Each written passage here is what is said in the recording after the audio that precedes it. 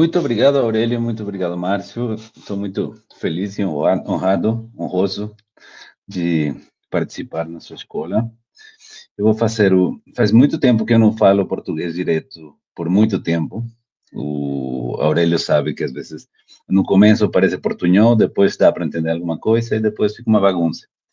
Porém, eu não teve a coragem de escrever as diapositivas em português, porque não sou tão bom, tenho muitos problemas com os acentos e as crasses, né, se chama. E, bom, mas eu acho que em espanhol dá para entender um pouquinho. Também estou muito feliz por poder fazer uma palestra sobre duas coisas que eu gosto, que é, bom, tem duas versões disso. Uma é a teoria dos nós e os sistemas dinâmicos, mas também o que é matemática de pesquisa, matemática interessante e divulgação, né? Porque eu fazia um monte de coisas de sistemas dinâmicos, trator de Lorentz, fluxos, etc., e me esbarrei com a teoria dos nós selvagens, que me permitiram achar um bom produto para fazer divulgação, para mostrar às pessoas que as matemáticas vão além do que imaginam no cotidiano. Não nós, que somos matemáticos, que temos uma noção um pouquinho diferente. Porém, vale a pena escutar um pouquinho essas duas partes da matemática, a teoria dos nós e a dinâmica. Bom, de que nós vamos falar? Vamos falar um pouquinho de uma introdução de teoria dos nós, que são e como se classificam, e vamos vamos revisar certas ferramentas dos sistemas dinâmicos que, de alguma maneira, nos ajudam a entender quando uma situação vai para o infinito, né? Tem as diversas formas de ir para o infinito.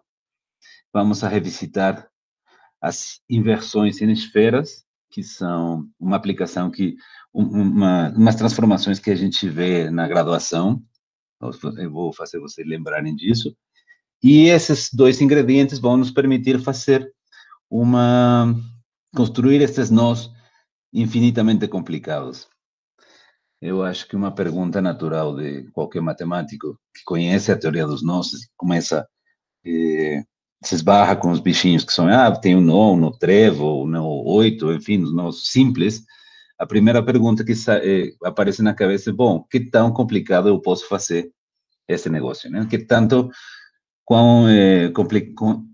complexo, até onde eu posso levar essa mania ou essa, como se diz, loucura de fazer um nó infinitamente anudado. Talvez o Aurélio pode me ajudar a fazer uma tradução de uma palavra que é anudado. Não sei se feito nó. Eu não sei se... eu acho que não tenho certeza, Obin. Na verdade, Bom, não sei. feito Vou nó. pesquisar e te falo. Bom, primeiro, a história dos nós. Quem são as primeiras pessoas em se preocupar pelos nós? São os marinheiros. Os marinheiros, bom, é óbvio que precisam de várias nós diferentes para segurar as velas dos navios, enfim, mas o que é uma noção que eu acho muito interessante é que a gente tem ideia que os marinheiros, sobretudo os piratas, quando as histórias todas são de batalhas, de abordagens, de lutas contra baleias, etc., que tudo muito emocionante. Porém, os percursos, as viagens eram muito longas, muito demoradas. Podiam passar semanas no navio, com o sol do cão, sem fazer nada, né? Já fizeram todas as labores do navio na época da calma, e a única coisa que eles tinham à mão era a corda. Então, eles, bom, também que precisavam transmitir como se fazia, são as primeiras pessoas que começam a classificar os nós por nomes neles especiais e maneiras como transmitir para os novos marinheiros, porque além disso eles morriam muito frequentemente, como transmitir como se faz os nós importantes. Bom, tem um livro muito bonito que é ai, Ashley Book of Notes, que vale a pena ver, tem uma enorme classificação de nós de cordas e nós marinheiros. Bom, mas a gente é matemático e essa plática de matemática, temos que simplificar um pouco todos os nós naturais, quando você tem uma corda com duas pontas, quando você faz qualquer nó que você dá, por mais complexo, por mais apertado que esteja a corda, são simples de desfazer. Você refaz o processo inverso que levou ao nó, ao contrário, e obtém uma corda solta. Isso é muito chato, então se em lugar de considerar uma reta, um segmento mergulhado no R3, trocamos por um círculo. O círculo não tem pontas e tem muitas maneiras de ser mergulhado no R3, no espaço tridimensional. Esses são os nós. Mergulhos topológicos do círculo no R3 ou provavelmente na esfera tridimensional. E vamos falar depois um pouquinho. Fechada, simples, sem autointerseções. A imaginação cotidiana não permite imaginar essas cordas infinitamente magras, finas. Nós temos que ter uma noção um pouquinho mais sólida, então a gente pensa, isso é uma vizinhança tubular dessa corda, ou dessa curva, e temos os mergulhos no R3. O nó mais simples, que é esse aqui, que é o branquinho, que é o nó trivial, e temos aqui uma coleção de outros um pouquinho mais complicados de diferentes cores. Bom, tudo bem. O nó é um subconjunto do R3, e se nós precisamos classificar, estudar, enfim, nós precisamos dar alguma descrição, ter uma noção um pouquinho mais abstrata, do que esse bicho em três dimensões. Então, essa maneira de classificar é a partir de diagramas. Na verdade, uma vez que eu coloco no PowerPoint, no Beamer, a imagem do nó, já tem um diagrama. O diagrama não é nada complicado, é o que nós podemos imaginar quando a gente faz um desenho. Faz um desenho do nó, pode ser bonitinho aqui, com reflexos e luz natural, ou simplesmente uma linha marcando quando a curva passa por cima e quando ela passa por baixo, que é uma maneira bastante óbvia e bastante trivial de declarar, de descrever o objeto. Pode ser também, o efeito visual aqui também permite saber quem passa por cima, quem passa por baixo. Tudo bem, nós temos esses nós. Então, nós precisamos, o matemático, a primeira coisa que tem um objeto que é classificar o bicho, né? E eu não sei também como, eu imagino que os chineses ou os japoneses, quando tentam fazer um dicionário e classificar todas as palavras, precisam de uma ordem alfabética. Como é que a gente faz para classificar o que é mais simples, ou quem vai primeiro e quem vai depois, só para ter uma ordem? Com os nós, a gente utiliza os diagramas, e a ordem alfabética vai estar dada através dos cruzamentos, né? Esses cruzamentos que estão marcados no desenho vão nos dar uma noção de complexidade ou de ordem alfabético. Esse nó, por exemplo, tem 9 cruzamentos. Vou voltar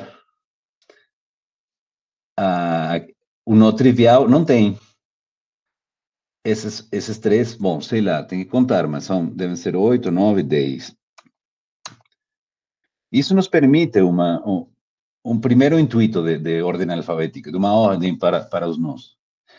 Porém, não é a mesma coisa. O nó é o bicho que mora que habita no espaço tridimensional, e o diagrama é uma projeção, finalmente. E o nó pode ter várias projeções. Não é a mesma coisa. E, bom, como é que nós sabemos se dois nós são iguais ou não? A gente pode imaginar, pode colocar palavras complicadas como isotopia ou do espaço, enfim, mas a noção é simples. Se você conseguir mexer com o nó, com o primeiro nó de uma maneira em que consiga deixá-lo da maneira em que está o outro, idêntica, sabe? Assim como se fosse de corda, você pode mexer, esticar, contrair. O que não pode é quebrar. Não pode quebrar e não pode aparecer, não pode fazer que apareça mais pontos. Dois nós são equivalentes se nós podemos manipular um nó para levá-lo na posição do outro. Esses dois parecem muito diferentes, né? E, bom, o mesmo nó, nós, como vamos saber, aqui nós temos um diagrama, como nós sabemos se esse nó pode ser manipulado para levar o outro, é uma situação complexa, porque ao final, bom, um nó pode ter diferentes diagramas, ou pode estar apresentado de uma maneira diferente, mas pode se mexer e verificar se é ou não é o mesmo. E, bom, começa a abstração, como que o matemático a gente faz, bom, não consigo entender o problema global, vou pensar os passos pequenos, os passos menores, que podem me produzir algum argumento, algum mecanismo para saber se um nó é diferente, ou seja, se um diagrama de um nó representa, se dois diagramas representam o mesmo nó. Então, o Reidemeister, faz algum tempo já, concluiu, ou seja, definiu 4 movimentos. Se você tem um pedaço do diagrama que é curvo, isso é óbvio, né? Você pode esticar e fazer desaparecer a curva, meio que é bobeira. Esse é o movimento que você pode fazer num diagrama e para simplificar ou para levar a forma do outro. Esse é o movimento 0. Tem o movimento 1, que você tem um laço, imagino que se chama assim, que tem um cruzamento aqui que é meio, se você vê o nó em 3D, esse cruzamento é meio inútil. Você pode desfazer ou fazer, né? Você tem um pedaço da curva que é lisa e você pode fazer um riso, uma voltinha e aparecer no diagrama um novo cruzamento. Isso nos traz um problema, porque o número de cruzamentos não é um invariante per se. Você pode ter um nó que tem 3 cruzamentos e, em alguma parte, aumentar o número de cruzamentos tanto quanto você quiser, fazendo este movimento 1. E, obviamente, corresponde mesmo não, porque você só está girando e pode fazer fazendo o giro contrário. Então, temos que ser um pouquinho mais precisos com a complexidade. O número, temos que definir o menor, ou seja, um nó, o número de cruzamentos do nó é o menor número de cruzamentos que os diagramas daquele nó pode ter. Tem outros 2 movimentos que também são, assim, ao pequeno, são pedacinhos do nó, né? Tem um pedaço do nó que vem e outro pedaço vem por aqui e passa por baixo. Nós podemos traduzir o diagrama e desaparecer os 2 cruzamentos. E o terceiro movimento de Reidemeister, na verdade, tem várias configurações aqui. Tem um cruzamento explícito e tem um fio que passa por baixo e você pode puxar esse fio que passa por baixo de um lado para o outro. Esse é o terceiro movimento do Reidemeister. Poderia ser que o terceiro passasse por cima também. É equivalente. O que é interessante é o teorema de Reidemeister, que diz que se você tem tem um nó que tem um diagrama, outro nó que você não sabe se é equivalente ou não, com o próprio diagrama. Se você pode levar o diagrama de um no diagrama do outro mediante estes 4 movimentos, é equivalente a dizer que os dois nós no espaço tridimensional são o mesmo, são equivalentes. Você pode ter uma receita para de fazer um nó e levá-lo em outro.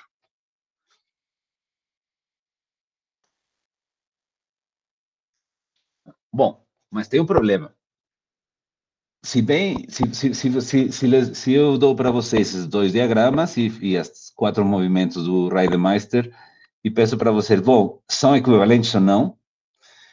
É complicado, porque no melhor dos casos você acerta e em 15 minutos encontra a maneira de levar esse diagrama do lado esquerdo para o lado direito. Ah, beleza, concluí, são equivalentes. Mas se não são se no caso deles não serem equivalentes, se não fossem, não há uma cota de movimentos que você pode fazer. Você pode passar a vida inteira fazendo movimentos sem chegar em nenhuma conclusão. Esses dois nós, em 1900, Little, um dos primeiros que fez uma tábua, um catálogo dos nós, ele achou, ele tentou, procurou, pesquisou e concluiu que eram diferentes. E eles apareciam no catálogo como dois nós diferentes. E 75 anos depois, Perko descobriu uma série de movimentos de Reidemeister que levaram esse no outro. Pareceria que são muitos, não, são talvez 15, 20, mas o que estou querendo falar com isso é que não é tão natural, não tem uma maneira de ser não são equivalentes. Se você encontra uma maneira, fala, beleza, são equivalentes, mas se não tem uma cota, você pode passar a vida inteira fazendo os movimentos sem chegar em conclusão nenhuma. Esse é o par de Perko, e agora, a partir do 74, eles são considerados o mesmo sem nenhum problema. Bom, isso é complicado. Mas se nós queremos falar que não são equivalentes, temos que ajudar de outras noções, como em toda matemática, encontrar invariantes. E um invariante muito simples é esta qualidade. O nó ele pode ser pintado com 3 cores, ou é tricolor. Se a gente pode pintar o nó, os traços do diagrama, usando pelo menos 2 cores, e a propriedade importante é que em cada cruzamento, ou bem utilizamos as 3 cores, como aqui, como este, ou sempre todos os pedaços do diagrama são da mesma cor, que são esses outros cruzamentos. Esse é um nó tricolor.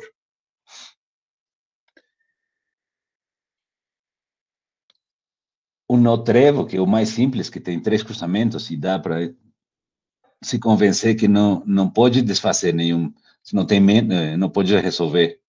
O sea, se bem que moralmente parece simples se convencer que são diferentes, quem sabe que tem alguma movimentação uma sucessão de movimentações de Reidemeister que levem no nó trevo, no nó trivial. Porém, o nó trevo facilmente você pode pintar com 3 cores, segundo a definição anterior. Em cada um dos 3 cruzamentos tem as 3 cores, e o nó trivial é impossível. Não pode usar, só pode pintar de uma cor só. Para provar realmente que não são equivalentes, o que a gente tem que fazer é agir de maneira local. Cada um dos movimentos do Reidemeister preservam essa tricolorabilidade. Os primeiros 2 são óbvios, tanto faz, não importa, esse aqui só pode ser de uma cor, quando você faz o cruzamento, continua a mesma cor. Esses últimos 2 tem que fazer vários casos, eu só pintei uma situação só para mostrar como funciona. No caso em que um pedaço do nó seja amarelo e o outro pedaço do nó seja azul, a única maneira, se fosse tricolorido, esse aqui teria que ser da cor diferente, o vermelho. Na hora de fazer a movimentação, você desaparece a cor diferente, o vermelho, e o nó preserva ainda a tricolorabilidade. Se as 2 linhas fossem da mesma cor, bom, também é simples. O terceiro são vários casos, tem que fazer uma lista das diferentes maneiras de fazer esta coloração, mas sempre se preserva. Portanto, se a tricolorabilidade se preserva pelas movimentações do Reidemeister, então, se você tiver um nó que é tricolor e outro que não é, eles não podem ser equivalentes. Então, concluímos seriamente que esses dois nós, que são uma noção que já podíamos ter intuído, temos uma prova que são diferentes. Uma vez que nós temos dois nós diferentes, podemos começar a fazer o catálogo. Este é um catálogo velho, tem nós até 6 cruzamentos, e estão aqui, são 250, e se bem não dá para ver bonito, são completamente, imagino, na tela, é o início de um zoológico. É muito surpreendente o tempo que de cabeça humana e de computador para fazer este catálogo o mais completo possível. Em 96, fizeram o catálogo dos nós que tem até 16 cruzamentos, sem repetições, obviamente, e estão, o número é 1 milhão, o número que está aí, cerca dos 2 milhões de nós. Albin, esses são todos os possíveis? De até 6 cruzamentos. Ah, ok. Se você inclui até 16 cruzamentos, a lista cresce até esse número. Em 2003, o catálogo, que era o limite da ciência naquele momento, era até 22 cruzamentos, dava para repartir um nó diferente para cada pessoa no planeta vivo. E, bom, isso é 2003. Depois o número da população cresceu muito e o número de nós, eu não sei em que número vão. Mas será que deve estar por 26, sei lá. É uma tarefa complicada computacionalmente, porque já não pode ser feita à mão e requer bastante destreza. Perdão. Bom, mas a pergunta, tudo bem, esse catálogo obviamente é infinito, terá, em algum momento chegaremos a ter algum conhecimento um pouquinho mais global, sei lá, mas não necessariamente inclui todos os nós. Não sei, tem nós que não vão aparecer nunca no catálogo. De alguma maneira, a complexidade do nó está medida pelo número de cruzamentos, ou esse número, o mínimo número de cruzamentos nos diagramas, etc. E bom, no final é até, ou seja, em princípio são finitos, ou poderiam chegar a inumeráveis, ou sei lá, não pode ser uma complicação sinistra. Isso abriu uma definição importante na teoria dos nós, que é, bom, os nós que em geral se estudam na teoria dos nós são os nudos mansos, os nós mansos, que são aqueles, você tem uma questão de poligonal, você pode fazer um diagrama do nó por meio de um número finito de linhas retas. Isso permite que esses nós estén, ou seja, são como todos os que estão aqui no diagrama. Eu não sei se o trevo tem 3, no 8 tem 4, etc. E abre, você tem um estudo enorme dos nós mansos. Mas não são todos. Não? Tem que fazer como em matemáticas, aqueles que não cabem na minha definição vão ser os selvagens. Né? Tem o nó manso, é aquele que pode ser representado por uma quantidade finita de linhas retas, e o nó é selvagem, se não. Também não é tão complicado achar exemplos simples. Né? Se eu pego um pedaço de fio, dou um nó trevo, e continuo do outro, e faço menor, nós estamos acostumados a fazer essas sucessões, essas sequências convergentes a algum ponto. Obviamente, esse nó a gente não pode fazer com uma quantidade finita de segmentos retos. Esse é um nó selvagem, bastante simples.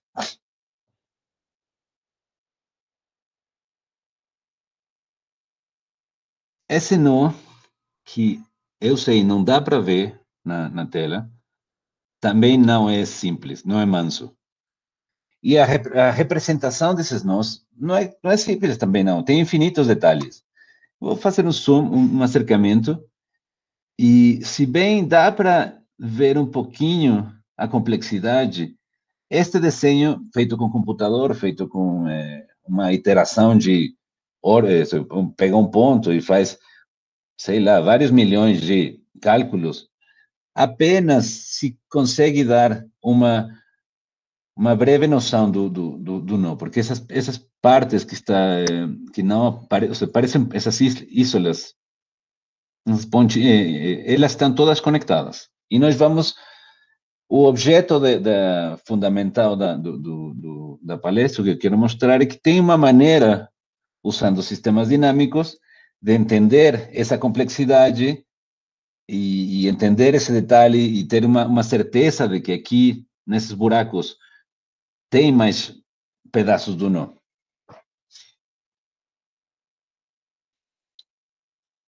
Bom, sistemas dinâmicos. Também não vamos sair coisas muito complicadas, mas temos que ter em mente o que é um sistema dinâmico. E vamos revisar essa definição em vários níveis, para chegar à noção que nos vai ser útil. No sistema dinâmico, nós temos um espaço de configurações, gerar um espaço métrico, nós podemos pensar no um espaço euclidiano, ou algum conjunto compacto do espaço euclidiano, alguma variedade diferenciável, enfim, pode ter tanta estrutura como seja necessário, mas pelo menos precisamos ter uma noção de topologia, de convergência, para poder ter alguma informação. E esse espaço de configurações evolui de acordo a uma regra, uma lei de evolução que diz, bom, as configurações estão desta maneira no momento zero, a partir de um tempo, depois de um tempo, essas configurações se movimentam de acordo àquela lei de evolução do sistema, que é o sistema dinâmico, né? A lei que dirige o sistema dinâmico. E uma das ferramentas que estão muito estudadas nos sistemas dinâmicos, que permite o estudo assintótico das órbitas, da evolução de cada uma das configurações, ou várias configurações, ou muitas, enfim, dependendo o gosto, o intuito da pesquisa que seja nos sistemas dinâmicos. E imagino que todos vocês já têm na cabeça que, quando aparecem imagens de sistemas dinâmicos, é uma maneira só permite ter um detalhe infinito com uma regra simples, que é uma coisa que, de certa forma, estamos procurando no nosso selvagem, nessa visualização do nosso selvagem, é ter um mecanismo que permita descrever esse detalhe infinito, infinitamente complicado, como uma ferramenta um pouquinho mais entendível ou simples. Então, esse é um velho amigo, um velho conhecido de todos nós, que é a família quadrática do plano complexo, e a iteração do Z vai em C quadrado mais C, né? Para cada valor de C, nós temos um sistema dinâmico, enfim, não vou entrar em detalhes. O que eu quero falar é a pergunta de quais são aqueles pontos no plano complexo, tais que a órbita, ou seja, esta sequência que o C no tempo zero, F de C, F2 de C, que é essa iteração, essa mania que a gente às vezes tem no calculador, na máquina calculadora, você aperta repetitivamente o botão da operação, e a pergunta de quais tem essa órbita acotada no plano complexo, pues nós conhecemos um monte, ou seja, vários desenhos que são surpreendentes, como esse conjunto de Julia, que na verdade, não dá para ver o conjunto de Julia, dá para ver o que não está no conjunto e que tão longe está do conjunto, depende do nível de branco, entre branco e o preto. Quanto mais cinza, mais demora a órbita para não ser, para ir para o infinito. Bom, e temos uma esperança de o que eu queria transmitir com essa imagem, que essa regra bem simples que é elevar ao quadrado e somar o número, se a gente repete várias vezes, conseguimos ter esse detalhe. Bom, talvez eu convenço vocês que umas regras um pouquinho mais complexas, não muito, podem nos levar a ter um intuito do que é o nó selvagem. Bom, vou tentar desfazer um pouquinho a maquinária do sistema dinâmico do jeito que me interessa nesse momento. Os números complexos correspondem ao espaço de configurações, cada ponto do número complexo se mexe de acordo à regra de evolução no tempo que estou pensando os números naturais. No tempo 0, está todo mundo quieto. No momento 1, aplico a transformação. No momento 2, aplico 2 vezes a transformação, etc. E posso fazer isso N vezes ou M vezes, dependendo o valor. O tempo são os números naturais. E acontece, esta que é uma bobeira que está aqui escrita, se eu tenho dois números naturais, a soma é um número natural, se traduz, que bom, é uma bobeira, né? Mas essa propriedade que vem de que os naturais moram num grupo que é os inteiros, se traduz com a composição. Não é? Se eu pego a iteração n mais m, obviamente é a composição de m, de m vezes e depois n vezes. É bobeira. Mas, de alguma maneira, é a caracterização mais natural da evolução. Se um fenômeno evolui com o tempo, você espera que se passa n momentos, ou seja, n momentos e depois m, é a mesma coisa que passe a soma dos n mais m. Bom, C quadrada, a família quadrática é muito bonita, faz uns desenhos maravilhosos, porém não injetiva. Então, eu não tenho uma noção de passado. Posso fazer pré-imagens, enfim, tem muita teoria ao respeito, mas, naturalmente, eu me esqueço do passado, porque aqui cada pré-imagem, cada ponto tem duas histórias, e isso em cada iteração, então isso cresce, e, bom, dá a riqueza dos comportamentos da família quadrada. Então, vou começar com uma generalização, tirando as coisas que não me interessam, do espaço de configurações, eu vou pensar, só preciso a noção de espaço métrico, e vou pedir que a transformação seja homeomorfismo, ou seja, que tem inversa, tem um passado. Então, beleza, agora sim o tempo funciona como nós seríamos felizes. Temos a órbita para o futuro e temos o passado, ou a órbita para o passado, que é a única história do ponto Z. Então, agora sim, essa regra do grupo C traduz perfeito para a composição, e temos que o momento 0, o que é o neutro do grupo, corresponde à identidade no espaço métrico. Bom, é uma maneira um pouquinho demorada para chegar na definição de ação de um grupo por homeomorfismos no espaço métrico M, que é uma noção que tem uma grande... Bom, uma das definições mais gerais de sistemas dinâmicos, que permite incluir todos muitos fenômenos. Que é uma função do produto cartesiano do grupo com o espaço M sobre M com estas três propriedades. A primeira é que, se eu fixo o elemento do grupo, a restrição da ação sobre os pontos do espaço métrico é um homeomorfismo do espaço.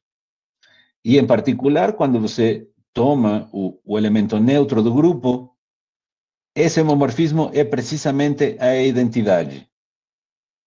Não acontece nada. Ou seja, tempo 0, ninguém se mexe. E essa outra linha que parece, que se tivéssemos um quadro preto, seria simples escrever, simplesmente disse esta função, esta propriedade eh, para um grupo em geral. Ou seja, se eu tenho dois elementos G e G' do grupo, tomar ação. Ou seja, tomo a história do ponto da soma dos elementos é o mesmo que pegar o ponto, tomar ação pelo primeiro e o resultado aplicar o segundo elemento do grupo, o segundo homeomorfismo do elemento da ação. Simples. Que maravilhas tem? Bom, que aqui eu posso considerar o tempo de maneira mais geral. Obviamente, eu posso considerar o grupo G como sendo os inteiros e ter um sistema dinâmico definido por um homeomorfismo, a história natural, tipo a rotação no círculo, enfim, exemplos tem muitos. Me permite incluir também a todas as equações diferenciais, ou os fluxos, ou seções de campos de vetores, quando o grupo G é o grupo dos números reais, ou coisas mais complicadas, como foliações reais ou foliações complexas, enfim. Todo grupo me dá uma noção de tempo que pode ser interessante de estudar. E hoje nós temos interesse que esse grupo seja um grupo gerado por ou seja, por certas inversões em esferas.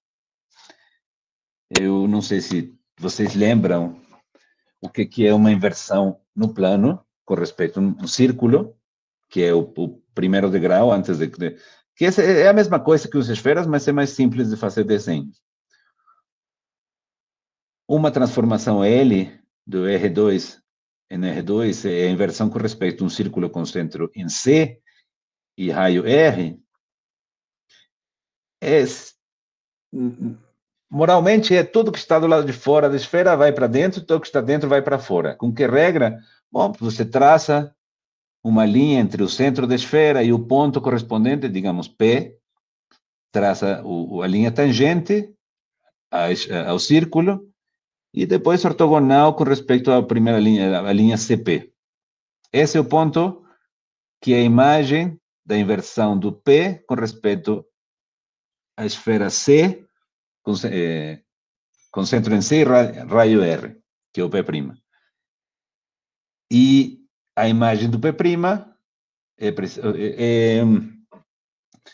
como se diz, nilpotente, é um espelho mesmo. Né? A imagem do P é, você traça a linha entre o C e o P, traça ortogonal, traça a tangente a círculo, e vê e procura a interseção com a linha original. Bom, tem um problema aqui.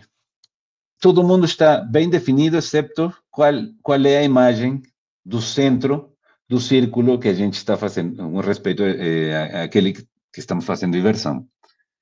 E a única maneira de entender um pouco isso é que o centro do círculo vai para o infinito. Né? Se quanto mais próximo estiver daqui, essa linha esse ângulo é cada vez menor, até o momento em que nós tomamos outro raio e, enfim, corresponde naturalmente o ponto no infinito.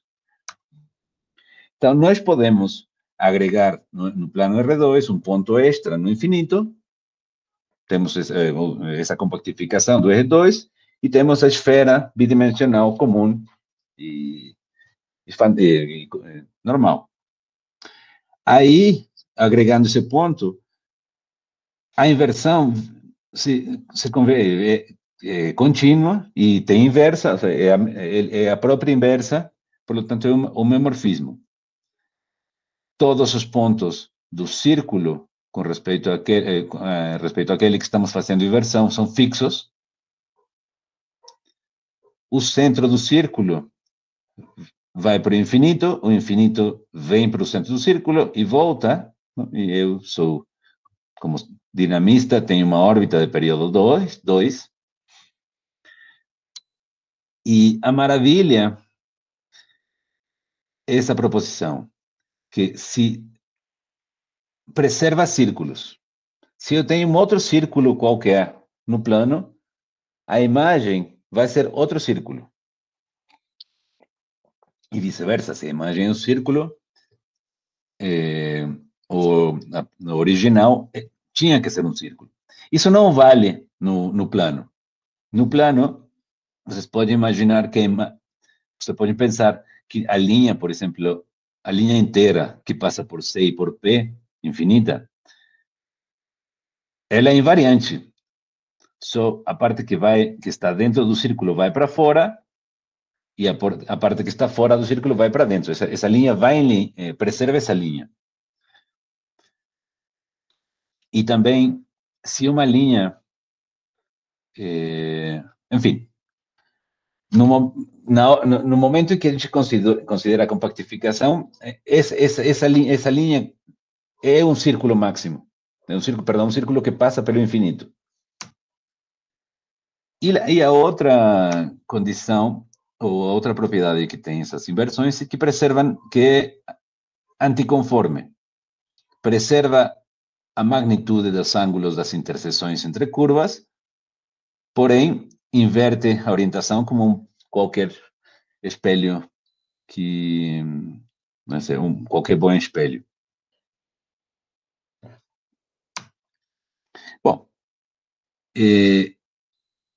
vou fazer um ensaio.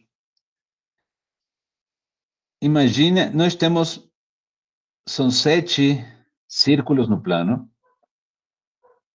e nós podemos considerar as inversões em cada um deles. Temos inversão verde, azulzinha, laranja, etc. Roxa. Então, por exemplo, se eu olhar a inversão com respeito à esfera verde, essa. A imagem do círculo azul tem que ser um círculo, ele está do lado de fora do círculo verde, então vai para dentro, com exceção do ponto de tangência. O ponto de tangência fica fixo.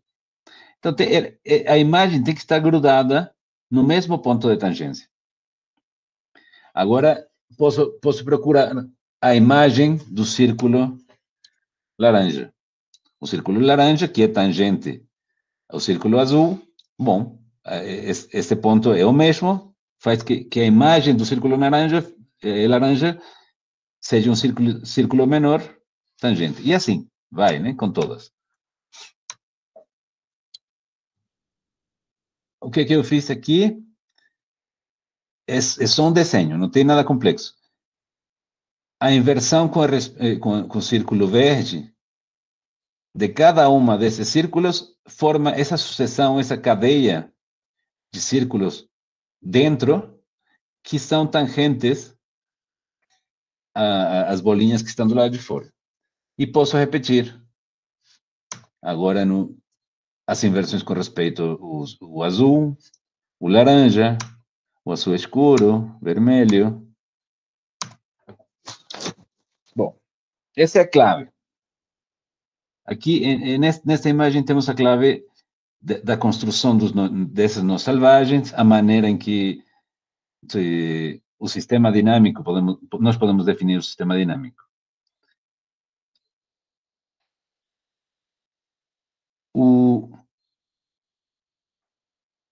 Por exemplo, essa imagem, esse círculo pequeno cor laranja, é um círculo. E eu quero considerar a inversão com respeito a este pequeno.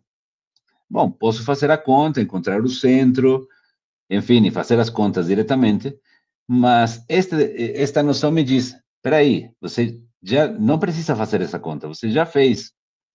Por exemplo, se eu quero, a inversão, vou colocar esta imagem, a inversão com respeito a um círculo, composta com respeito ao outro, é a inversão com respeito à imagem. Deixa eu tentar ser mais claro no desenho. A inversão com respeito ao círculo pequeno laranja, eu posso calcular como, primeiro, a inversão com o círculo original laranja, isto aqui fora passo do lado de dentro, E depois, com respeito a azul escuro, a inversão no círculo azul escuro. Bom, isso me fala que tem um grupo pequeno, as 7 inversões que defini no começo, se eu procurar o grupo gerado por elas, esse grupo se mantém dentro das inversões dos círculos. Sim, e essa é a noção básica. Bom, a outra história é que se eu tenho esse colar, que é uma sucessão de esferas tangentes, uma grudada com outra e em forma circular, a imagem por todas as inversões vai me dar outro colar, bem feito, sem buracos. Cada bolinha vai ser tangente às duas que estão do lado e totalmente contenido dentro da união dos círculos iniciais. Enfim.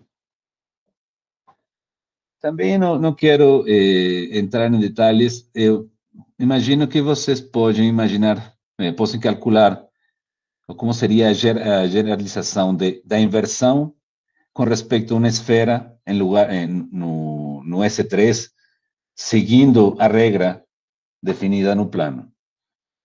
Como se faz? Bom, em lugar de considerar, vou voltar ao meu desenho.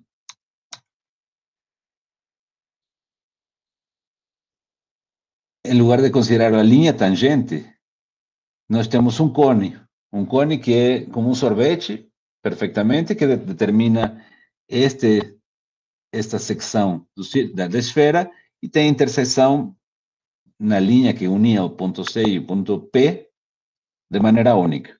Não tem nenhum problema, é a mesma fórmula. E nem precisamos da fórmula por enquanto.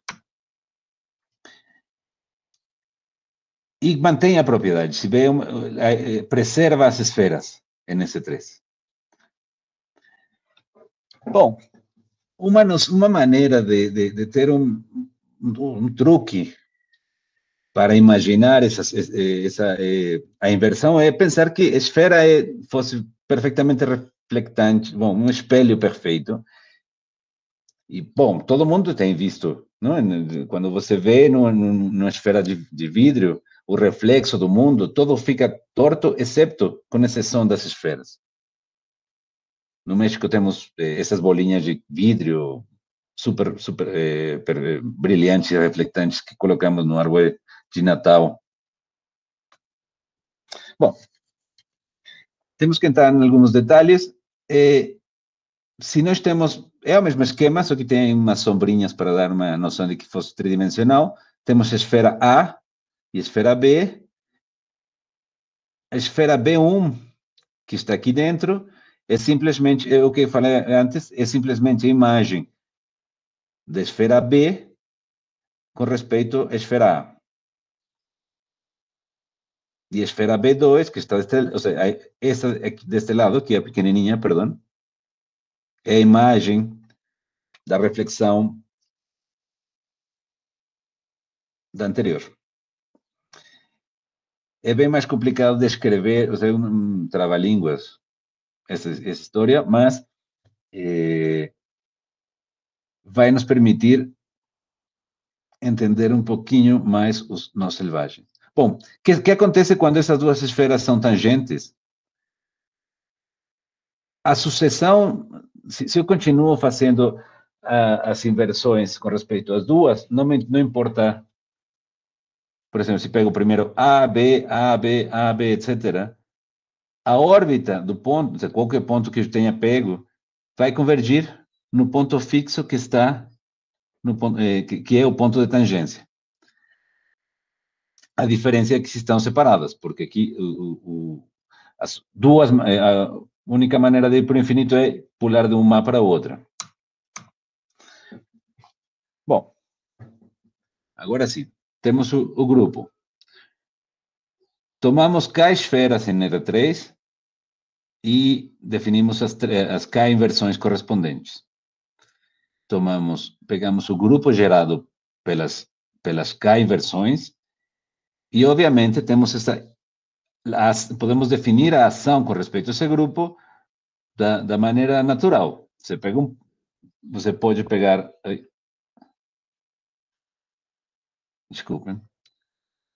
Você pode pegar um ponto e se o grupo é gerado, um elemento do grupo é uma palavra feita com LG1, LG1, L2, LGN. Bom, você pega essa história, precisamente a história que é refletir na esfera G1, G2, G3, bom, J1, até JN. E o ponto de acumulação de todas as... Se eu pegar qualquer ponto na esfera e olho o ponto de acumulação da órbita dada por alguma palavra, uma sucessão de palavras no grupo, seria o equivalente ao conjunto de Julia de zeta quadrada, o local que funciona como um atrator de todas as imagens, perdão, da órbita de todos os pontos. Bom, se nós colocamos cuidadosamente as K esferas no S3, o nosso conjunto limite não vai ser tão difícil de entender só vamos poder provar que é um não selvagem. Por exemplo, imaginem, vamos colocar essas 19 esferas, é um colar, no final das contas é um colar que o colar da avó, e você pega, abre, faz um nó, dá um nó no colar e fecha de volta. Procurando que 2 a 2, ou seja, de 3 em 3 sejam, ou seja, cada bolinha seja tangente às duas anterior e a seguinte. E como no esquema, nós podemos fazer inversão com respeito, por exemplo, a essa, e vamos obter uma cópia do colar, que está do que restou do colar, dentro da esfera marcada, que reproduz o nó. Neste caso, o nó trevo, que apenas dá para ver. Aqui nós temos uma intuição de que a corda vai dar um pequeno nó e gruda no resto do colar no ponto de tangência.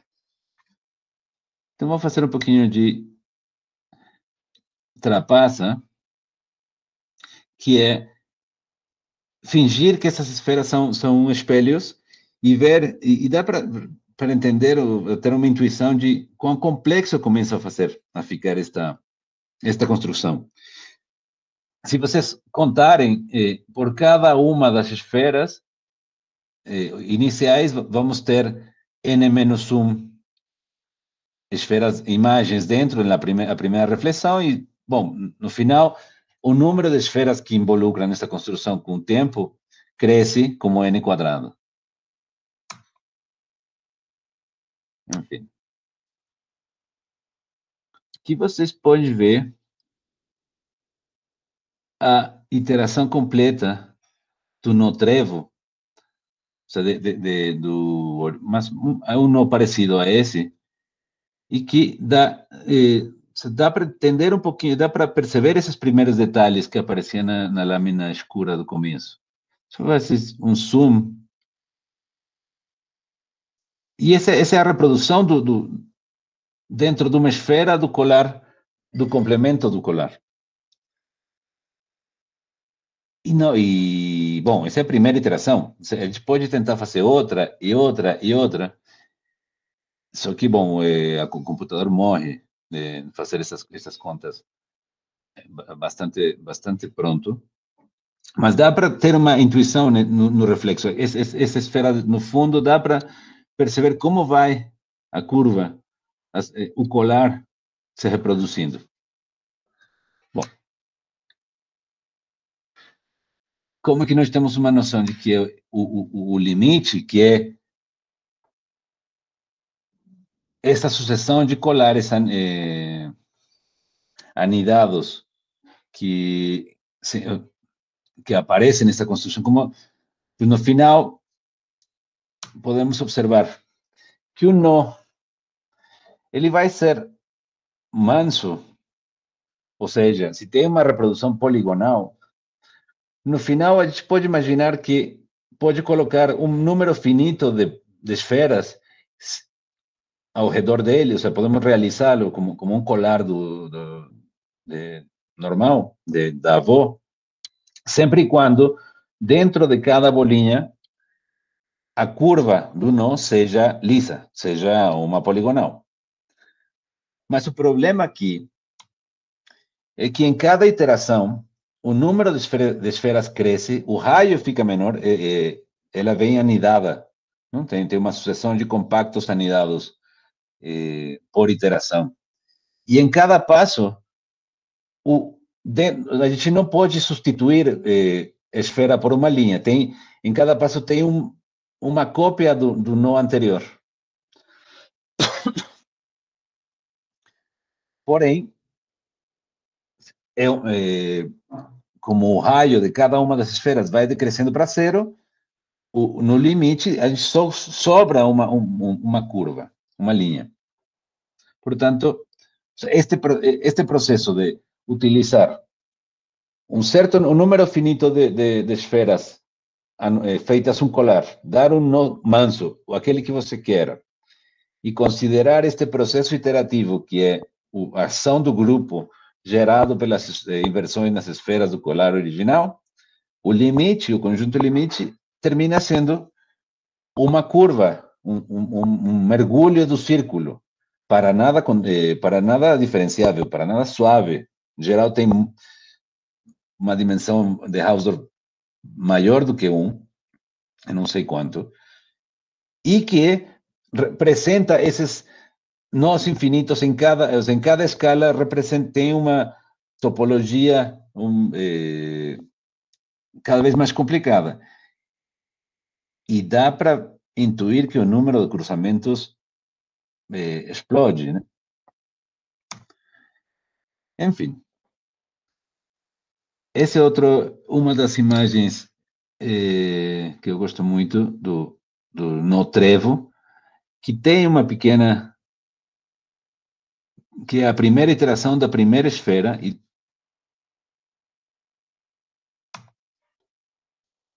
não sei se alcançam, eu não sei o tempo de reprodução do streaming, mas tem essa sensação que você dá para o reflexo, obviamente, quando você vê o reflexo numa superfície física ou algum que é uma simulação de um espelho, o reflexo fica grudado na superfície da esfera, neste caso, do espelho. E, na verdade, não. A inversão realmente reproduz as esferas perfeito dentro do centro. E é um truque para ter este tipo de imagens. Bom, agora eu quero falar de uma feliz coincidência que em 2015, recentemente encontrei, me esbarrei, não sei, nos encontramos, Jean-Michel Otoniel e eu, e a gente aprendeu que a gente estava fazendo exatamente a mesma coisa. Eu estava usando estes desenhos, estas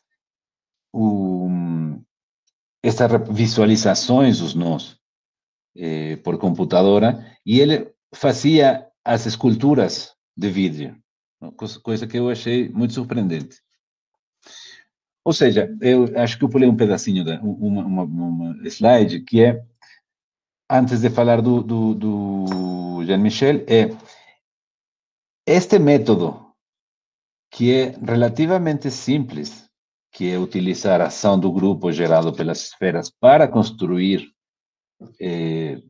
abstratamente o nó selvagem, permite traduzir para o computador, de uma maneira relativamente simples, a dinâmica, ou seja, utilizar essa dinâmica para produzir este tipo de imagens geradas que podem ter um detalhe tão grande quanto a gente precisa. As contas não são complicadas, o programa que faz o cálculo dos centros e os raios das esferas que coloca, que produz esse colar físico, realmente não são mais de 20 linhas em Python. Aliás, eu recomendo para todos vocês que utilicem, aprender a ferramenta, ter uma maneira de se comunicar com o computador além do Word ou do LaTeX, etc. É fundamental para mesmo fazer essas experiências de será que é verdade, entender um pouco a situação. Bom, permite esse tipo de programas pequenos do computador permitem ter o entendimento abstrato e, além disso, produzir essas imagens que, bom, eu gosto muito e depois de descobrir que o Jean-Michel também adorava ou gostava de fazer esses colares com objetivos totalmente diferentes, mas que ao aprender um pouco da matemática ao redor, ele ficou entusiasmado. E, bom, eu queria contar-lhes que a gente fez já várias brincadeiras bastante interessantes e foi muito produtivas. A gente fez um livro em que podemos, nós colocamos as esculturas dele, um catálogo das esculturas dele, junto com a construção matemática e as imagens que eu fiz com o computador, como em companhia, que virou uma grande exposição em Buenos Aires e funcionou como uma maneira de aproximar as matemáticas às pessoas que nunca ou não teriam tido a vontade de se aproximar ou, sei lá, levar a uma noção de que a matemática vai além de fazer algumas contas ou contas complicadas ou, enfim, decorar um monte de fórmulas. Para mim foi muito surpreendente ver fisicamente estes colares, essas obras, essas esculturas físicas.